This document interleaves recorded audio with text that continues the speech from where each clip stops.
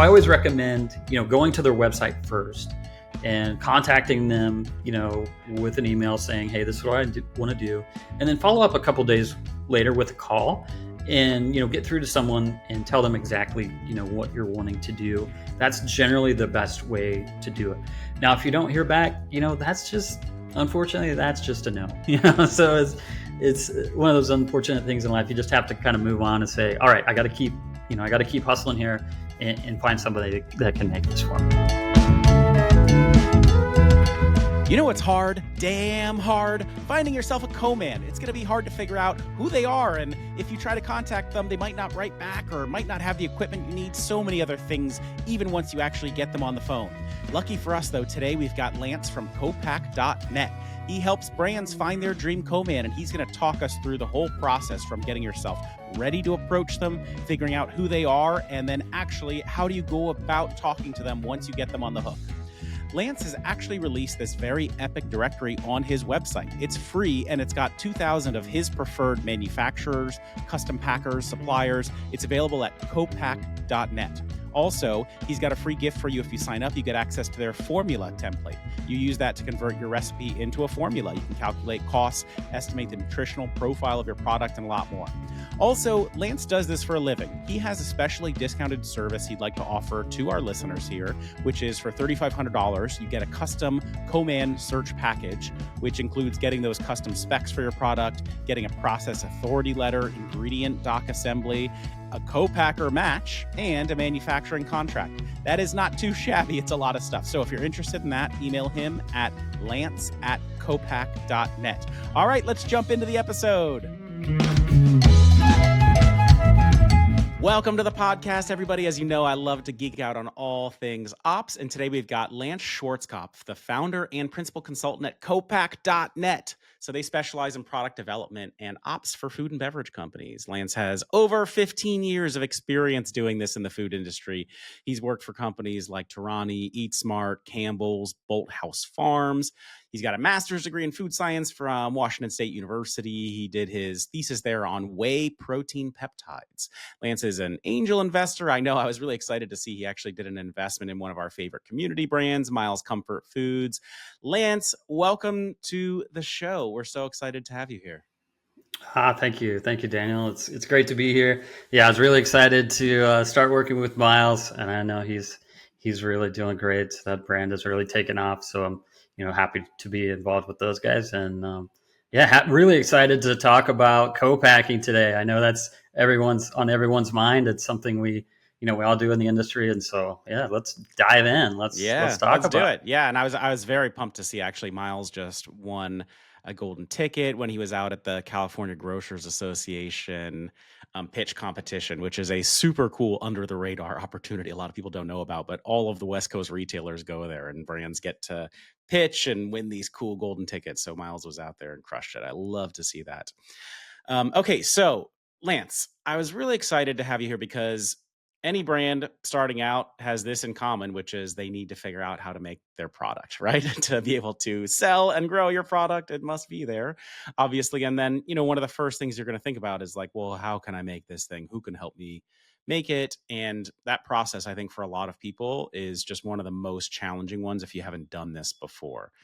All right. So Lance, I'm so excited to talk about this topic of co-mans and how do you find one? Because, the thing that all brands have in common is they need to figure out how to actually make the product and get it on shelf or on their website so that they can start on that awesome journey to growing their brand and achieving their dreams. So, for me, it's really one of the parts of this whole process that's the most opaque. If you haven't done this before, you just don't know. It's not like there is a telephone directory of people who you can call to make the perfect thing for you. It's very hard to find people if you're like Google searching or even just asking around. This information is so disparate. Like maybe another brand and you just ask them, but they're like, well, that's not even our kind of category and you need very specific technology. So no, I can't help you. So first, I would love to just ask, what's the range of these co-man searches that you've done? What are some kinds of products that you did this for recently? What's the range of all of this? Yeah, most of my work is actually in the beverage category, and I do a lot of product development in that space around proteins, especially. and I'll develop those products, then carry them into commercialization. On the commercialization side, it's much more varied. So again, all sort of beverage, but also a lot on the pasta side and dessert side. Yeah, I've done some candies and things like that. So it's when you talk about commercialization, it becomes a little more similar in that sense, and it's easier to work across categories. All right. And actually, I have a specific question on whey protein peptides, which is what are they? Because I feel like I just keep Yeah. hearing the word peptides, and I was bad in science in class, and have one friend who's in super good shape, and I was like I never even see you work out. Like, how come you're in such good shape? And one of their friends was like, "Oh, like it's peptides or something." Yeah. But I like everyone's talking about it now. But what does it Yeah. actually mean? Yeah. It's when you take a protein and you hydrolyze it, you break it up into smaller pieces, and those pieces are called peptides. Yeah. So you might have, a string of amino acids that would be a peptide, and it has specific functional properties. So that's why they're so important, is because, a lot of those peptides can have physiological effects. All right. Well, I already learned something here today, so we could just wrap it up, but we Right? won't. Yeah. All right. So let's get into this topic of command searches. I know that the first thing they're going to ask you about is like, well, what is this thing that you want me to make? And, do you have like a recipe, for example, or a formula? And they probably want you to like, it's going to feel weird when they ask because they're going to say, give me all of your secret formula immediately right away. And you're like, what, my baby? No. So yeah, what are some of the things that you're going to need to have before you even approach them? Uh, yeah. So I think that one thing too is to kind of understand, why it's so complicated. And I think that, it is, the food industry is kind of an old school industry. And so there isn't a lot of transparency in that space. But hopefully today we can sort of demystify that for you. And one of the things that you really need to come to a co-packer with is an understanding of, what your product is and how it's manufactured. And the best way to communicate that is with a specification. So that specification, it's going to have your formula, and that formula, it needs to be in a percent, something that they can scale up, right? And it needs to have your processing steps. That's very important of how to make that product. All right. So when you're going out to talk to a co-man, I mean, you don't want to just like wander up to them like a lost kid in a movie theater, like, can you help me? Right. You want to make a good impression. And the first thing that you really need to have is like a recipe or a formula, right? And I think there are two options maybe where like you could have yours already or they could help you with it. How does that work? So a co-packer can make a formula for you, especially if they're a larger operation. They have some scientists on staff, or you could go to like a product development firm and have that formula. They take your recipe and create a formula.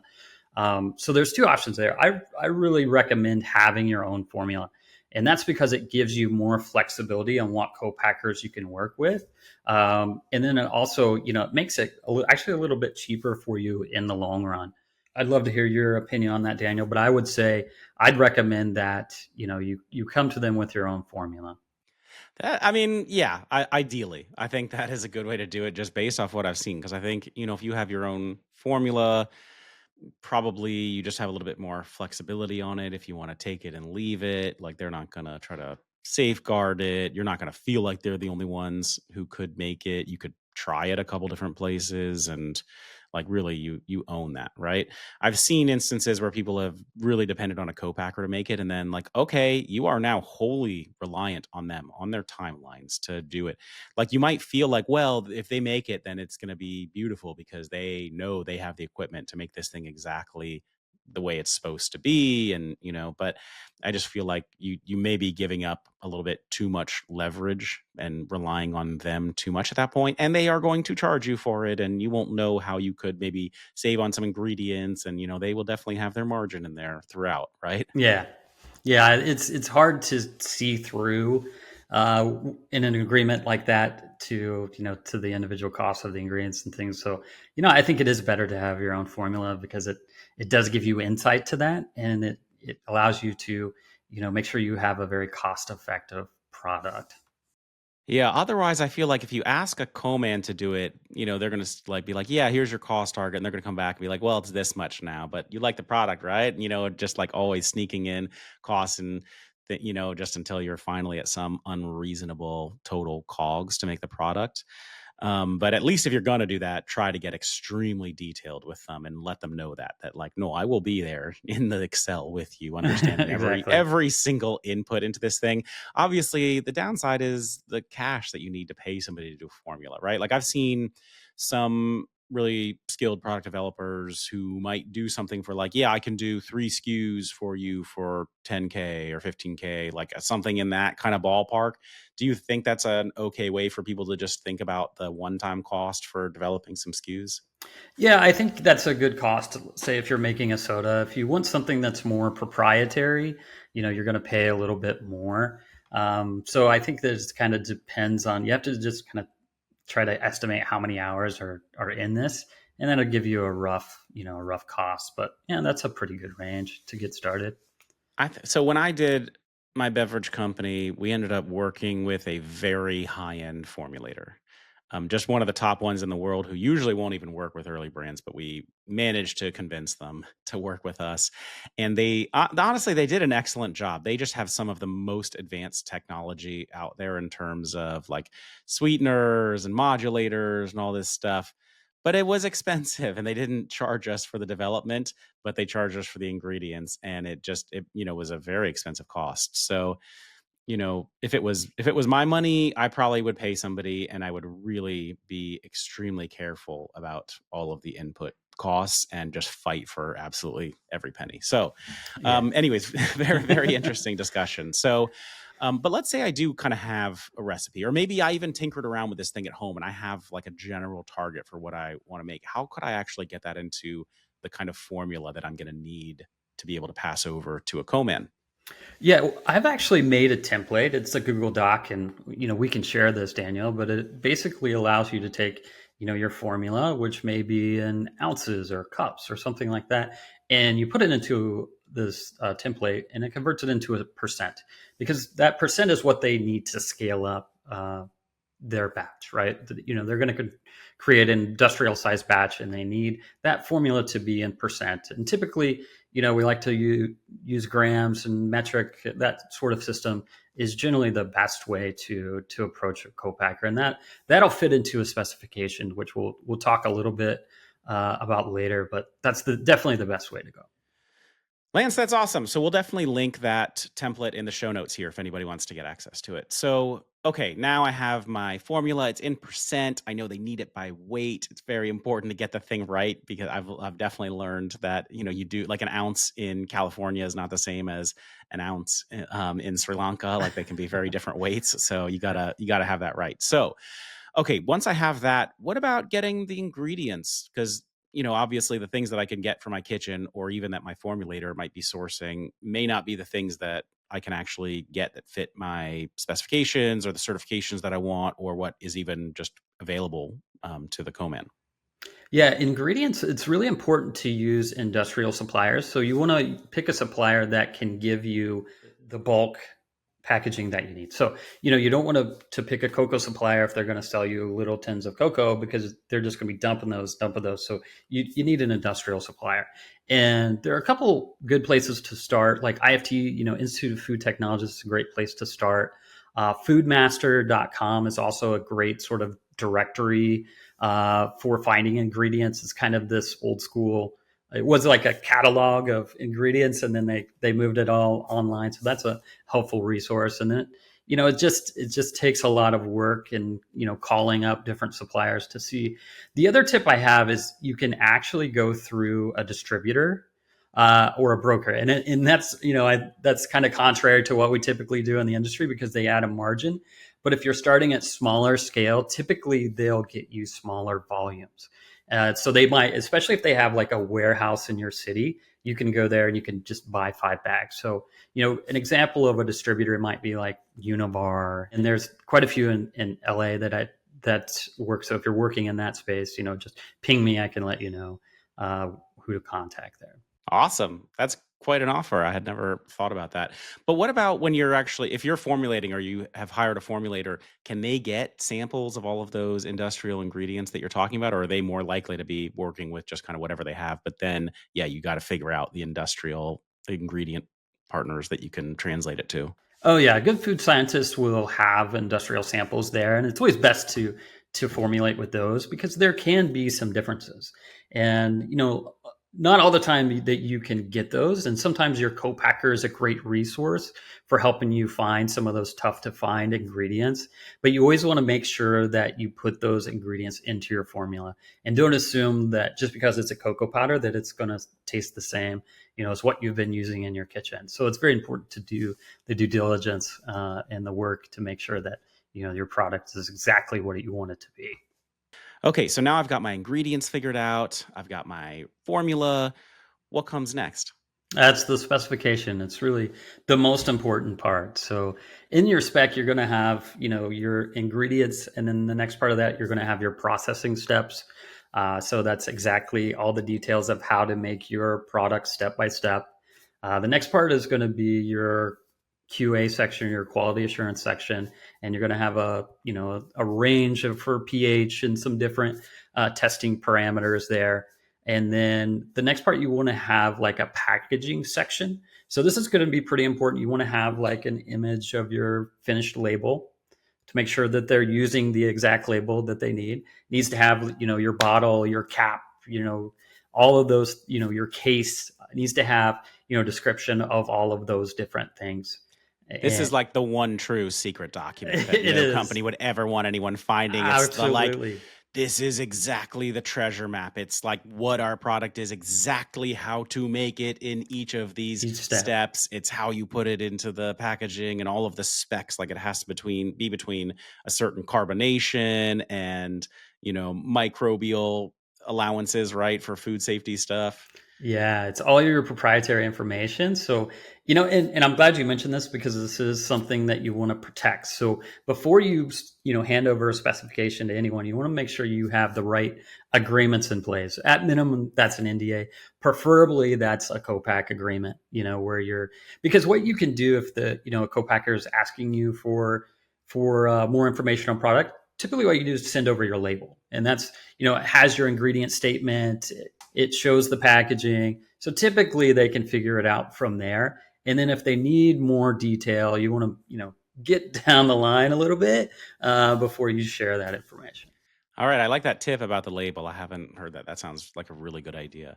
What about sometimes I hear like, "Hey, my co-man is starting to make a competitive product to mine," which sounds like a nightmare. Do you see that a lot? Is that something you would worry about as a brand when you're giving over information? I see it in general categories. If it's kind of a standardized product, they're probably going to run other sodas there, and it's typically not a problem if you have the right agreements in place, and you want to make sure that they aren't showing your ingredients to their other customers. And so I think generally you're okay if it's something that's highly proprietary, like let's say you're making a plant-based product that exists nowhere else, then you may want to have a non-compete, where they only make your product. So that's something to think about. Those agreements do exist. I have done a couple of those.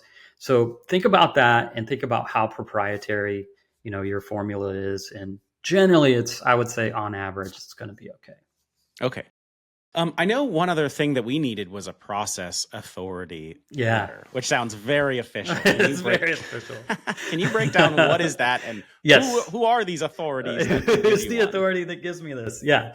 So the process authority letter, it comes obviously from a process authority, but what it is, it's the legal standards that are how you're going to process your product. Time and temperature, for example, if you're doing pasteurization, it's going to have that listed. So it's sort of the legal requirements to manufacture your product that comply with, FDA, USDA, your state Department of Agriculture. All of those requirements are going to be met in this letter. And there's actually an association of food and drug officials. You can go to your website and you can find process authorities there, or you can contact, ping me, and I'll give you a list of my favorite ones that I've worked with. Sometimes this isn't always transparent because co-mans will go and do this for you and never mention it, but it's something you want to have transparency to because you want to make sure that your product is processed in the best, legal, efficient way possible, because that's something that could come back to you in the form of a lawsuit if there's ever a recall or something like that. So I know what you mean, yeah, that will be your problem. So yes. in that, yeah, I remember in that process authority letter, it also told us what the shelf life could be, which was really important because that impacts so many things, especially because a lot of the distributors will only take your product when it has 75% of the shelf life remaining, and you obviously want the product to stay good. You don't want to have bad product on shelf, even if it's not like unsafe from a food safety perspective. It could taste bad. But then, yeah, and also what you're talking about, like I remember talking to other co-mans who were like, yeah, we can't do that thing that your process authority requires, but we'll give you a different process authority that we work with that is Yeah. very familiar with our Uh, capabilities, and they will do it this way, where you're like, what? Wait, what yeah. is that? Yeah. Okay, it's either true or it's not true, and I don't have your background, so I don't know. Yeah, so the process authority, you're going to process it to a standard. So it might be like commercial sterility, and so from there you can say, okay, with commercial sterility, my shelf life might be 2 years, because nothing is going to be growing in that product. So it does predict your shelf life in terms of what could grow in it, but it doesn't necessarily predict your shelf life in terms of like sensory. Like it may start to taste weird or start to taste funky. So that typically is going to be your limiting factor on your shelf life. For example, if you're talking about a citrus product, like you don't see a lot of shelf stable orange juice out there, because after a while it just starts to break down and kind of taste bitter and funky. That was actually a big surprise to me, is like learning through this process that if you pick up a Diet Coke, off the shelf, like one may not taste like the other. If it's a freshy fresh that's been printed recently, like you might get more of the kind of fresh flavor off it. But I definitely noticed this. For example, I mean, I used to work at Mars Chocolate, and one of the big benefits of working there is you got to actually go on the line and do a factory tour. And I tried one of the peanut M&Ms right off the line, like before I think they'd even put the candy shell on it, and it's just like so fresh and delicious. And once they put that shell on, it's just like not even a big crunch thing. You're just like chewing gently through it, and it's, oh man, it's good. And then if you have one that's a couple years old, it's just not gonna, it's gonna taste stale, or like, I don't know, whatever is gonna happen over time. This will happen to all of our products also. You're gonna like get it off the line. You're like, well, this is the greatest product that anyone has ever made in the history of the world. And then like a couple months later, you're like, well, yes, yeah, it's good. It's good. And then like you might have it after a year and be embarrassed by it. Yeah, so you're definitely going to want to do a shelf life study. So in general, that's going to go something like this. You're going to make up like 100. Let's say you're doing a beverage. You're going to make up 100 bottles of your product. You're going to put some of them in the freezer, some of them in the refrigerator. And let's say it's an ambient product, or it sits on it's a shelf stable product. You're going to let that age out. And then what you're going to do is you're going to pull it at certain times and taste it against the fresh product and see how it's changed. And sometimes that can be drastic, and that will end your shelf life. So you might have a 6 month shelf life, because after that, it just tastes weird and funky and old. Or it may keep going. You might find out, oh, my shelf life is actually a year and it still tastes pretty good. So it's very important to do that step. I didn't realize that's how it works. Like you put the thing in the freezer as the control one, and then take the other product out at certain times and try it against that as the control. That's pretty interesting. I know you can also pay for accelerated shelf life studies, right? Where they're probably like heating it up or something. Yeah, they might put it in kind of an incubator, if you will, to kind of project, and sort of extrapolate how long it's going to last. So it's always that if you need something quick, that's a great thing to do. It's always best practice to let it age out sort of naturally. I mean, you don't always have a year or 2 years to do that, but you want to start those and just see, even if you've already launched your product, you want to keep those shelf life studies going to see where your product ends up.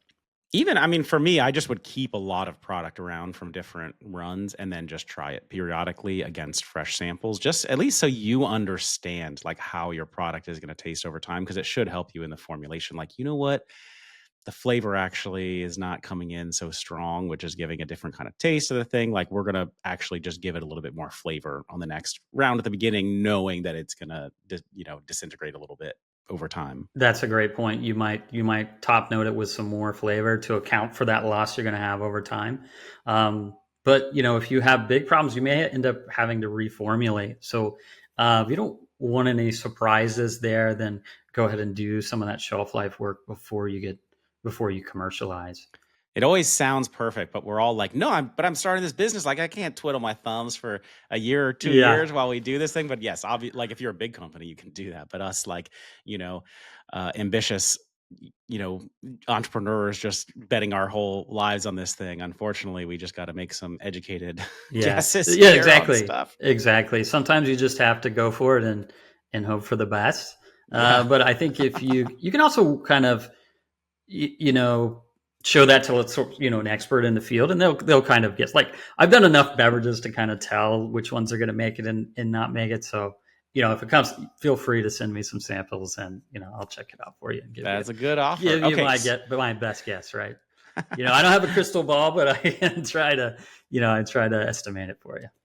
That is a great offer, Lance. Okay, so now what we've talked about is kind of the product development stage that you hopefully have gone through to the point where you're now doing your co-man search. So let's say I've got all this stuff, I'm ready to go. It's in a nice, well packaged up document. It's time to find my co-man. So where do I start? This is kind of an old school process. It's really good old fashioned work, as I like to call it. I think to start, I think you have to understand what you're looking for, because you're really when you approach a co-man, you're kind of trying to feel around and see what capital, what equipment do they have, and can they make my product? Because, it's just kind of economics, right? If machines are making it, it's going to be much cheaper than if it's sort of being handmade, right?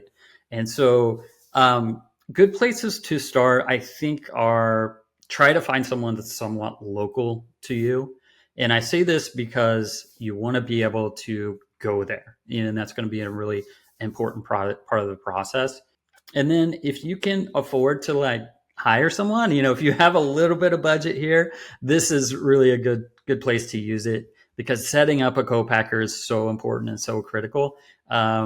It's going to be worth it in the long run to get the right deal in place that's going to allow you to be successful, right? That's going to make you successful. And I know it's not crazy expensive. I mean, I had a partner help us when I was trying to find a co-man. Like, there are some lists out there that I know that you can find. I also have heard some people say, like, lists are very tricky to rely on because this is such a fast evolving world, and the equipment changes and who's out there changes.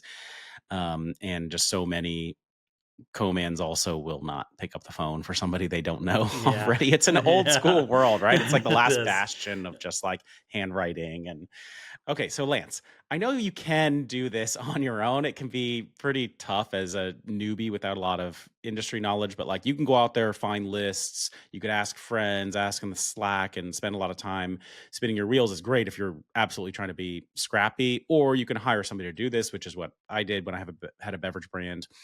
Um, the good news, I think, people is that we actually have a deal with Lance that makes it a little bit more affordable. Every penny matters. Lance, can you just tell us, like, typically what do brands pay for this? And also, do you mind sharing some details about the offer that you guys have for our brands? Yes. So typically, and it's going to be around $5,000 if you hire someone to do this. We're doing a deal for you guys. We're going to do $3,500, and that's going to be more inclusive of what you might find somewhere else. So we're going to include, putting together all the ingredient specs and do the administration work. Putting together the specification. Gathering all of your information and making it, packaging it in a nice little spec like we talked about earlier. And then we're going to go out and match you with give you some options there around different co-packers that we've worked with. And I think that's the key is, the experience that we have working with them and experience we have setting up the deal, right? It is a big difference if we're doing it or if you're doing it. I know you guys are going to have a list of co-packers on your website, right? We can put that link in the show note. If people want to go out and try on their own, like, you're going to make some of the ones that available. We'll be right back. Hey folks, are you ready to boost your e-commerce sales and profitability? When I ran a brand, the hardest pill to swallow was money wasted on a bad performance marketing strategy. Meet the team from Pennick Digital Marketing. They are strategists, media planners, and SEO experts who can't stand seeing emerging brands struggle with inefficient marketing spend. They create tailored solutions for brands generating over $25,000 in monthly e-commerce revenue to help them achieve profitable growth. But wait, there's more. Pennick is offering qualifying Startup CPG brands a special deal. It's either $15,000 free in ad spend or a full quarter of SEO services. To see if you qualify, head over to pennick.co/startupcpg. That's PENNOCK.co/startupcpg. And now, back to the show. Yeah, so if you're going to DIY it, we'll help you there too. So we're going to publish a list, on our website, copack.net, and you can go there and see some of the ones that we've listed there and some of the ones that we've worked with, and that'll be a great start for you. And and that's sort of a work in progress as we expand our network. We're going to publish more to our list there. So keep checking back with that list, and if you find that hey, I want someone to kind of set up, I have someone I want to work with and I want someone to come set up the deal, then we could work with you there too. So we're flexible in that sense. And, I do some hourly consulting. I know a lot of firms don't do that. So if you get into a jam and you need some help, reach out. I'll do the best I can to get you going in the right direction. People like that are at the top of my speed dial list, because you will get into a jam, even if you work with Lance and he finds you a great co-man, you will get into a jam with them at some point. It's like the only thing you can definitely expect is that it will not go perfectly 100% of the time. And you will need people who have been there before. And it's great to have those people willing to just jump in and help you. It's sort of like when something goes wrong in your life and you have never been so grateful for your family, who will always pick up the phone. Like, you want these ops people on in your friendly phone list who will answer. They are lifesavers. Okay, let's say I'm doing the DIY. I've got your awesome list and I'm reaching out to them with my stuff. Like, what do you think? Are they going to respond to me? I mean, is there anything I can do to make them more likely to respond? Yeah, this is again part of the process. I think is really challenging because you're going to do a lot of work, you're going to do a lot of searches, you're going to contact a lot of people, and then you're not going to hear back. No one's going to respond, and there are a few reasons for that. Typically, it's just not a good fit. They don't have the equipment, and it's great if they'll just kind of send you a reply, but they don't. But so I always recommend going to their website first and contacting them, with an email saying, hey, this is what I want to do. And then follow up a couple days later with a call and, get through to someone and tell them exactly, what you're wanting to do. That's generally the best way to do it. Now, if you don't hear back, unfortunately, that's just a no, so it's one of those unfortunate things in life. You just have to kind of move on and say, all right, I got to keep hustling here and find somebody that can make this for me. I always see people post in our Slack where they're like, hey, I'm looking for a co-man who does exactly this and also is near me and also can do very low minimums and also can do this. I'm just like, every co-man is going to hate this person. I don't know if they know what they're asking here. And a good price, like low MOQ and good price almost never go hand in hand. Those are on opposite scales. Yeah, just an FYI. But yeah, co-mans do not want to do this for you. Just if you put yourself in their shoes, they like to do big volume stuff where they just have their margin nice and predictable. Yeah, and that's kind of understanding the business is really going to help you. So if you want a really low MOQ, understand you're going to have to be more flexible, right? So, and you want to have your ducks in a row, right? You want to make a great impression on this co-man that you're going to be a good customer, right? That you're going to come in and it's going to be smooth. They're going to be able to get you in and out. And that's really the key to kind of getting those lower minimums, is being a good customer, and making great impressions on people. So that's a very helpful tip, I think. I would say I've done this where I had help looking for the co-man from a search, which was great. And that was when I really knew nothing. I absolutely needed that. I also have looked where I would say once my network was bigger personally, then I could go to brands who I really respected and just ask them, like, hey, you're at that level that I'm hoping to get to in a year or two. Can you tell me some of the commands you're using? Sometimes brands will be protective because they're like, if it's smaller, like, no, I need the flexibility in the line time, right? Because like with commands, they have it in the contract a lot of times, like, yeah, you could put in the order, but I might not make it for 2 months. And you're like, well, I don't want, I'm not really motivated to give you more customers to do that because I want the flexibility. I want you to, like, the minute I place the order, to scramble and make the thing. So, but others, especially at the bigger stages, might do it. And, especially if they're friends and you've built up your network and like maybe they owe you some favors like that. I think that can be a cool way to do it if for like products and kind of getting that like next tier, because it doesn't go away. Like at the early stage, it can be hard to get them to respond to you. And then once you're even scaling and you want a bigger one, like it can be hard to get them to maybe flex down and take a chance on a growing brand also. But if you come recommended by somebody, whether it's a commercialization consultant or another brand, that at least helps you get on their radar and maybe get one of their salespeople rooting for you as an internal champion. Yeah, and I've worked for Fortune 500 companies. They're doing millions of dollars of business, and I've still had people not call me back. It's just it's just kind of sometimes it's just not a good fit. But yeah, I think that if you got a little bit in the budget, this is a good place to spend it on finding someone to help you put it together. All right, so let's say I'm out there on my own, wide-eyed, a little terrified, getting on my first call with the like, okay, I got them on the phone, and now we're talking. Like, how should that go, and what are some of the watchouts? Yeah, again, you're kind of, keep in the back of mind, you want to make a good impression. You definitely want to talk about kind of some of the momentum that you have. That, hey, we've got some distributors lined up, or we've got a great customer lined up. Because you want to kind of show them you're going to be able to move this product because, they're thinking long term, right? They're trying to establish a relationship with you and grow with you. So think about that. So make a great impression. And then you need to kind of talk about some of their capabilities, what sort of equipment they have. And you can kind of start talking some rough cost, if there's any outstanding ingredients that you need help sourcing, you can kind of talk about that. But it's really good to have at least sort of an NDA in place when you kind of start talking to them.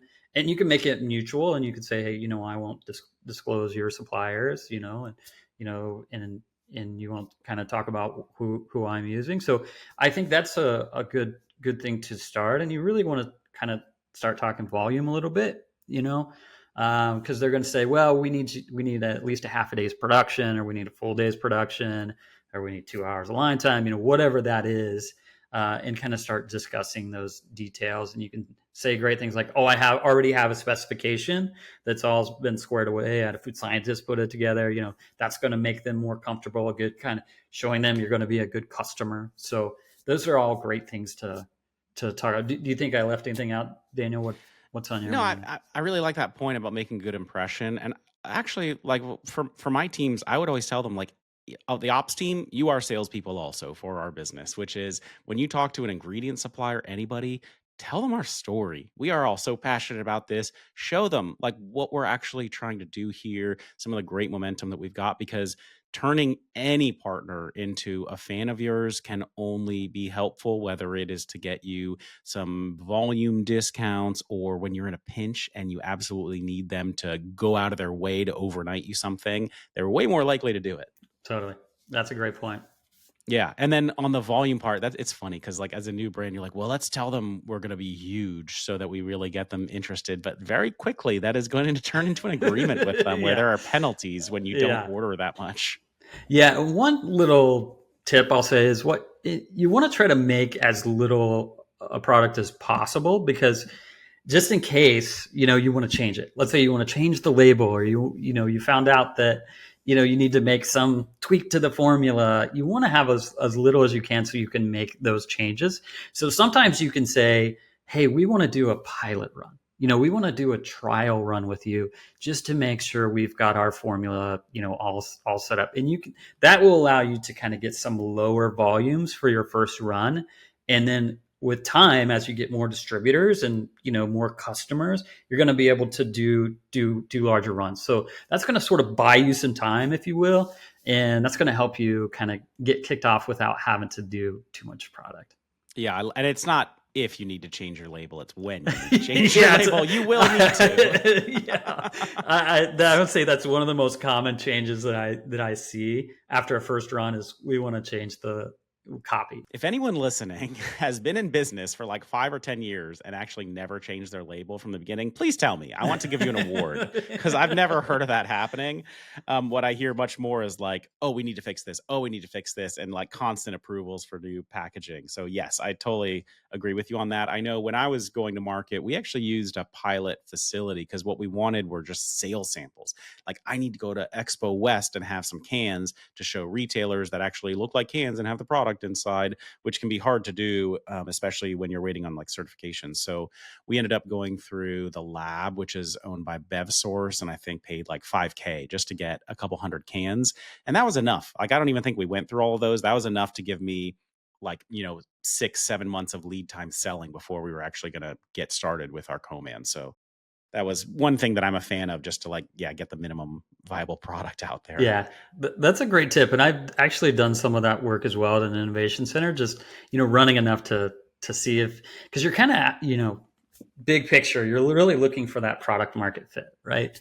And so you're trying to, get something out there, an MVP of some kind to show that, and if you could change that, because sometimes it may not go as planned. Maybe it doesn't, it's not quite as sticky as what you had hoped, and you want to be able to change that. So the smaller you can do that, sometimes the better.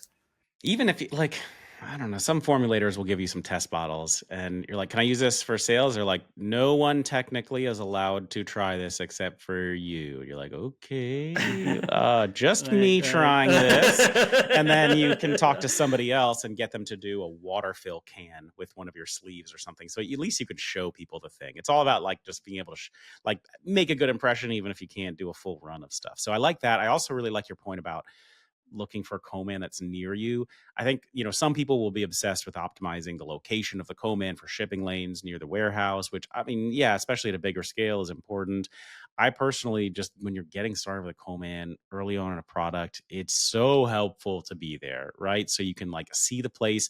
You're talking about asking what kind of equipment they have. Like when you're early on, you won't even know what that equipment is. And, a year in, you should be an expert in that stuff. And then, being able to like work with them to find efficiencies, be obsessed about the quality of your product, and then just like you're gonna talk to them all the time. You're gonna be talking about checking ingredient inventory and checking product quality. And I think maybe the most important thing is just being able to really have a relationship with them. And a lot of that is done in person. Like for me, when I was the CEO and I went, not because I knew anything about ops, but that was a relationship trip. I went, I visited them, I visited the warehouse because it's going to go wrong, right? And just having that like, okay, let's, have a good relationship from the start. We're going to partner on things in general, like get to know each other personally a little bit, which was very fun. It makes a big difference.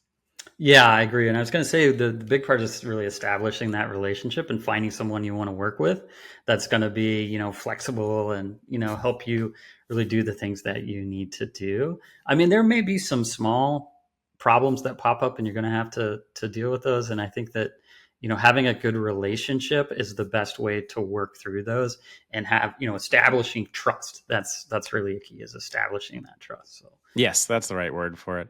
Also, the tour is fun. I mean, it's cool to figure out how products actually get made and look, and then you just feel like you learn so much, and it will help you every time you're working on something with your ops team to really just kind of know how things flow through, and how your label actually gets put on the product at the co-man, and that'll help you in thinking about the design of it. There are just so many things that you can learn. And then what about when you're actually creating the contract with them? Because that's one of the questions we get a lot in the Slack channel is like, anyone know a good lawyer who can help me with a co-man ingredient or like have a good template?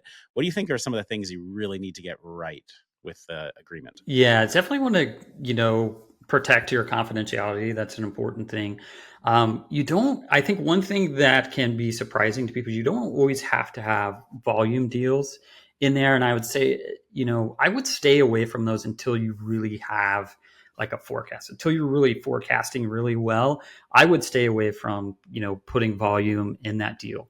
But you're going to have things like the terms are going to be, to make sure that that product is manufactured to the specification. You always want to have some reference to your specification, because if they put the wrong cap on it, or if they put the wrong label on it, or they put the wrong label on the wrong product, you don't want to have to pay for that. And so that's really what you're trying to establish with that agreement is, I want my product as it's specified, and that's what this co-packer agreement, this co-packer contract is going to do for you.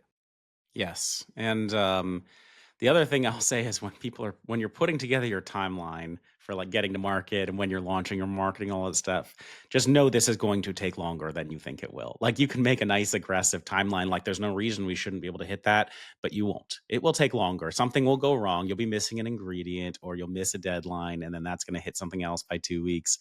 So it's good just to know that and plan for it. Like it's just not going to go the way you think it will. Yeah, but I think that, trying to get all your ducks in a row, you mentioned ingredients, because if, for example, they make a mistake or you make a mistake and an ingredient doesn't get ordered, now you're going to have to get back in their queue. So that can be a little tricky sometimes. And so doing as much due diligence as you can, having a real process set up before you go into this venture is going to make sure that, it's going to give you an upper hand and make sure you're successful, right?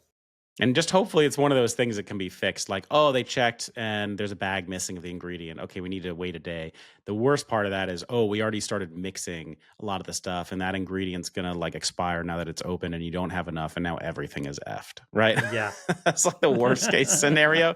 So always good to like just kind of plan and give yourself enough time, make sure everything gets there and triple check that it's there. Like, okay, you have it and how much do you have? And it's good. And you check the expiration date and yeah. And don't panic. I mean, most of these, at least for me, I feel like most of these go pretty well.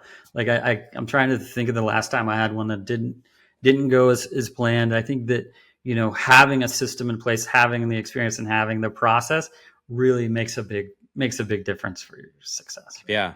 Okay, cool. So let's say now you've come to terms with the co-man. Hooray! I've got somebody to go to the show. Finally, Let's right? do it. Let's go. Okay, so what do you think now that you're actually getting set up with them? What are some of the key things you want to get right or other watchouts? We'll be right back. Hola, amigos. About 4 years ago, I got a message from a designer in Colombia who said she'd like to work with Startup CPG to build her reputation in the US. I couldn't believe how affordable her pricing was, and the quality looked top-notch. I started work with them for Startup CPG, and then a bunch of my other CPG projects as well. Fast forward to today, they are the most beloved agency in our Startup CPG community. They've got dozens of happy customers like Prickly and so many more. I recommend them to absolutely anybody who will listen because the combo of top-notch quality and very reasonable pricing is exactly what you want as a startup brand. You can hire them for branding, packaging, your website, or they actually have an awesome startup package that will do all three. If you want to learn more, email them at startupcpg@wagondesignstudio.com or check the show notes. You could also post on our Slack for feedback and just be overwhelmed by how many people want to sing their praises. Gracias, Wagon! And now, back to the show. Yeah, I think, again, you want to share that spec with them and go through it sort of line by line, especially if they have a technical person or their production manager, and just make sure that they understand how everything works. You need to start sharing all the documents with them, all the ingredient specs, sort of your document packet for your ingredients. And they're going to have certain requirements for those because they're likely going to be getting audited by Costco or something like that. They're going to have like a silica audit or some sort of audit that they have to comply with, and they're going to need some documentation. So understand that. And again, that specification is a part of that audit as well. So make sure that's in line. Now you can, once you have all these agreements in place, you can really start sharing because they're going to have to know everything because they're going to make your product. So you can really start sharing all of that information on how it's processed and those types of things. So those are the main highlights, and also talk about the quality make sure that they understand how it's supposed to taste and some of those sensory attributes that might be a little bit sort of flexible.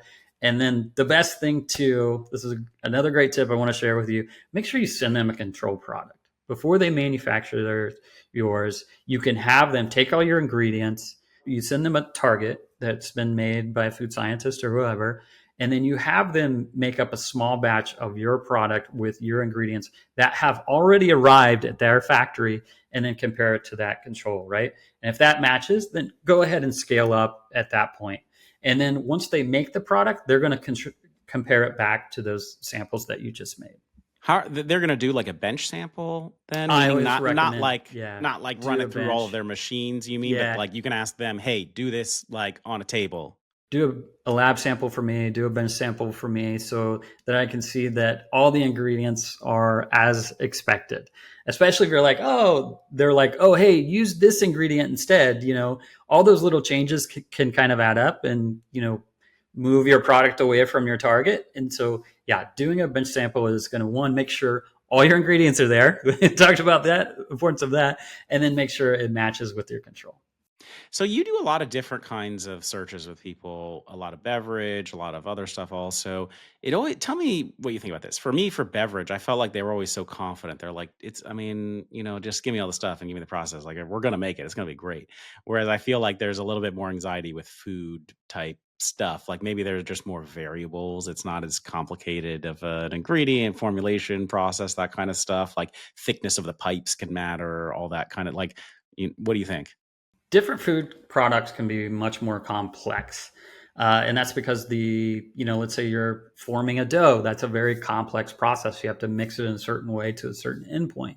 And, equipment really affects that. Like you can do it really easy by hand, but then when you scale it up, there can be some variation there. So I think, understanding your product, and then when you're talking to your co-packer, sort of pick their brain about, what might be some problems we would have with this.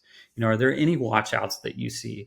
And then just make sure you're working through the process with them and providing targets for them. Let's say, take the dough, for example. You may want to go ahead and send them a dough as a target, like just for that one little piece of the process that's the most complex, so they know exactly what they have to hit. Or you may want to go there in person and you may want to pull a sample out of that part of the process and look at it.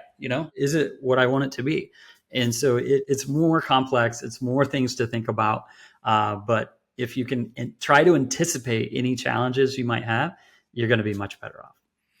Okay, so and then what about when you're getting to the point where like, all right, we need to start actually sending you ingredients to your warehouse? That's like you're like, really? It's happening? Okay, let's do it. Like I need to send you the ingredients, I need to send you my packaging, like whether it's, cans or pouches and secondary packaging and all of that. Like any important learnings at that stage?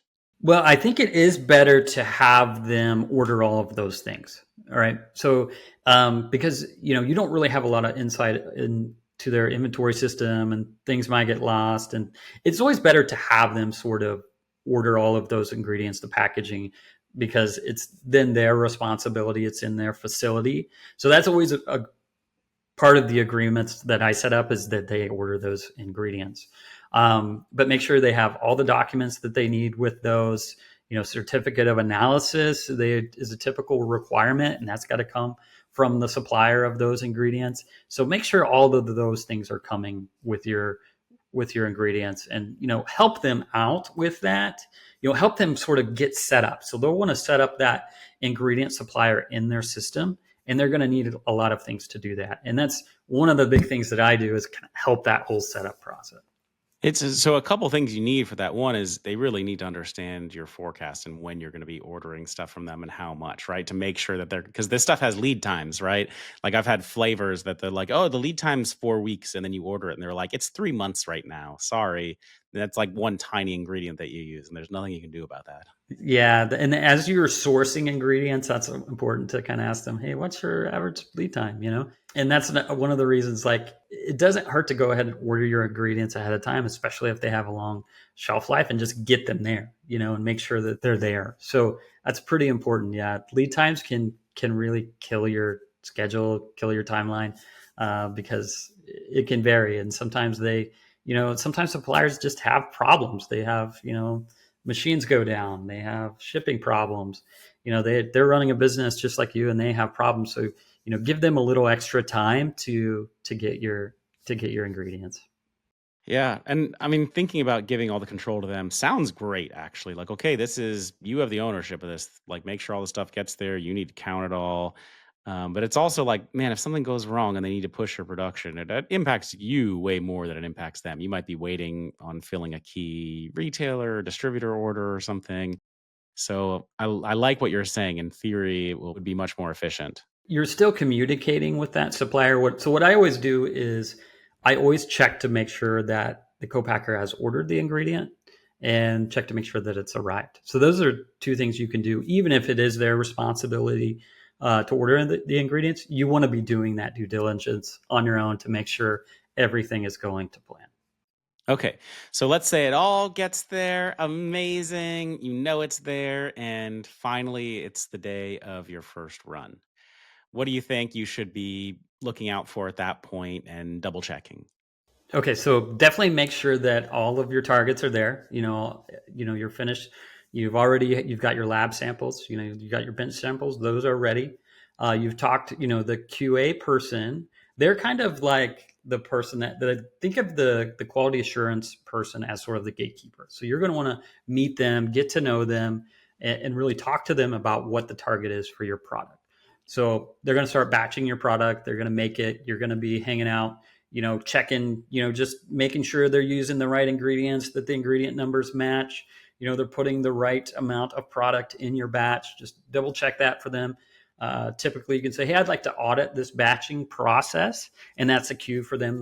They'll show you, okay, here is, we got to put 365 pounds in. Okay, here it is on the pallet. Here's the number of bags, and just double check all that and just watch them as it all goes in, right? And then the very important process of approving the batch, right? So you're going to go with the QA person. They're going to pull a sample. You're going to come back to the lab.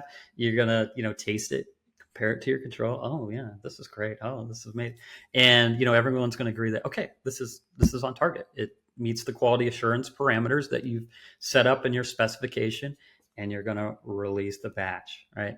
And then it's going to go to, let's say you're doing a beverage, it's going to go to the packaging, the processor at that point. So it's going to get pasteurized, it's going to get filled into a bottle, and it's going to start coming out, real slowly down the conveyor belt. You're going to see your product coming off the line, and that's going to feel great. I think that's one of the most amazing feelings, is seeing a product come off the packaging line for the first time.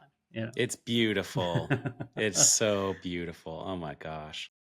Okay, cool. So I love that. Yeah, I mean, just reflecting on it, like when I have been down this road before, I always kind of wish we had just paid for a little bit more help up front, to like from people who knew more than we did, but didn't work at the Komen, who could like push them on some things and just knew when something was being shortcut a little bit that we wouldn't know. It's like, and it's tempting just to rely on people and try to save costs everywhere, but you can also really pay for that later because you just something you don't know. Yeah, and I think, operations is one of the first hires that people typically make, is someone that has that knowledge to come in and do those things. You want to get set up on the right foot. So if you can, pay just a little bit to do that, it's going to make sure that, everything's going to be successful for you. And it's not that, I don't think that there are a lot of people out there intentionally trying to, you know, rip people off or something like that. I think it's just, people make mistakes, because they don't understand exactly, what the target might be, or they don't quite understand something. So if you have someone there with some experience that knows what questions to ask, it's going to make everything go smoothly for you. Yep. All right. So it's all gone smoothly, like I hope it will for everybody listening to this. And now I've got all this big, beautiful product. Where is it going to go? What am I going to do with it from there? Yeah, depending on your agreement. So a co-packer is probably going to give you 1 or 2 weeks to move it out of their facility. Sometimes co-packers will have space for finished product. So that's another thing that needs to be in your agreement. If they're going to warehouse for you, put it there. But it's typically going to go off to some sort of warehouse. where you're going to store it, or some place that's going to fulfill orders for you. That's always the next step. And as you know, Dan, that's, selecting that, 3PL, that's another challenging part of the process. But that's where it's going to go next. That'll be our next episode. Yeah, But right. I got really lucky. Honestly, I got very lucky when I was trying to find a warehouse. I posted in our Startup CPG Slack, and someone found me a great warehouse that was down the street almost from the co-man that I was using, yet somehow they didn't even know each other. And it was Awesome. like perfectly suited for exactly what I was doing. That was an incredible coincidence. But yeah, there are lists. We at Startup CPG have a list of warehouses and 3PLs. That stuff is all through our resources page also. So nice if you can make that link up well with the co-man that you find, or Lance helps you find, or whatever you end up.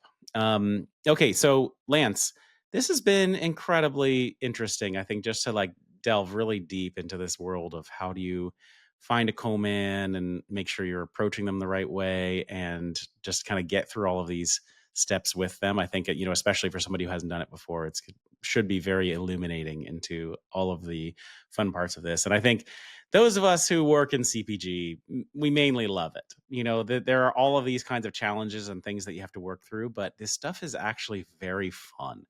Like for me, it is a joy to go to a co-man and take a tour and learn all of the stuff and think about the possibilities and understand their capabilities and advantages. And there are cool people there also who care a lot about their craft. Some of them are startups also, and they want to make your product well and have that be a case study for them. And you want that also. So this whole thing is like, it's very interesting to go through all of this the day that you learn about a process authority letter. And this is how you get out there and get your product to market. So thank you for detailing it so well, and for the offer that you made to our community, also for a discount on actually getting pros help in finding the co-mans as well. You guys can see that link in the show notes here. Any final words, Lance, before we wrap up? Oh, well, thank you for having me on the show, Daniel. It's been a pleasure to come and to talk to you and to your listeners. And I hope that, you get a lot of benefit from this. And please reach out. You can contact me on LinkedIn or go to copack.net.